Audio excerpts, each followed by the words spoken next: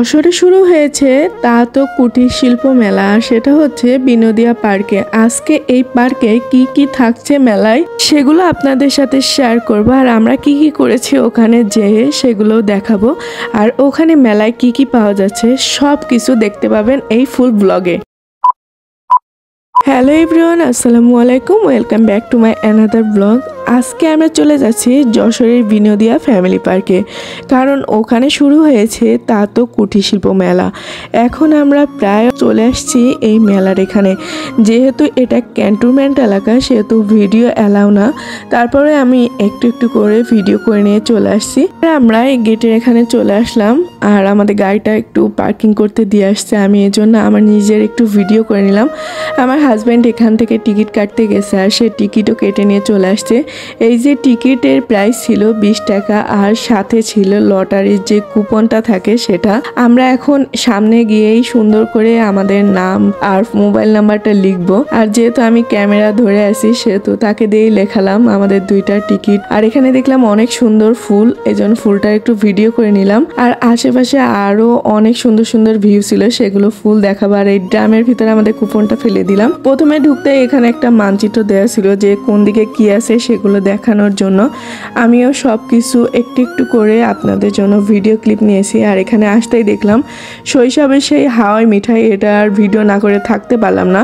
আর এখানে সেনা সম্ভারের যে একটা শপিং মল ছিল সেখানেও আমরা গেলাম। এখান থেকে আমার মেয়ের জন্য একটা টি শার্ট কিনেছিলাম। ওখান থেকে বার হয়ে চলে আসলাম এই ফুলের দোকানে। এখানে দেখলাম অনেক সুন্দর সুন্দর ফুল ছিল, আমরা এখানে ফুলও কিনেছিলাম।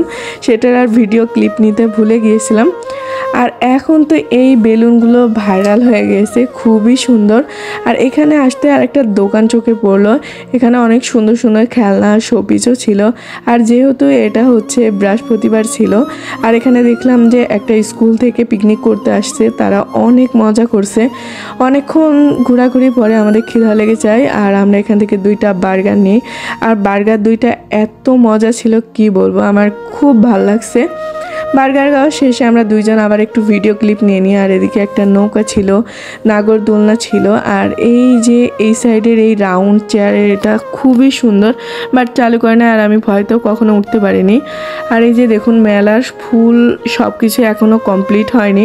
আর এই পানের দোকানটাতে অনেক রকম পান ছিল, আগুন পানা ছিল, আর সেটার ভয়ে ট্রাই করিনি। আর এদিকে একটা আচারের দোকান দেখলাম, মেয়েরা তো আচারের পাগল। আর আমি চলে আসলাম ফুচকা খেতে, আর আমরা ফুচকা নিয়েছিলাম দই ফুচকা।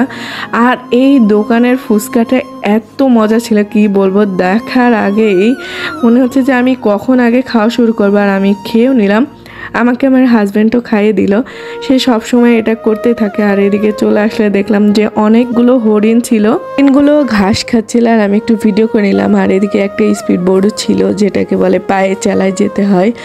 আর এই যে বিনোদিয়া পার্কের এটা আমার খুব ভালো লাগে। আর এই সাইডে করছিল যে লটারির জন্য যে কুপনগুলো সেগুলো। আর এই সাইডে মেলাও শুরু হয়ে গেছে, এখানে চশমা ছিল।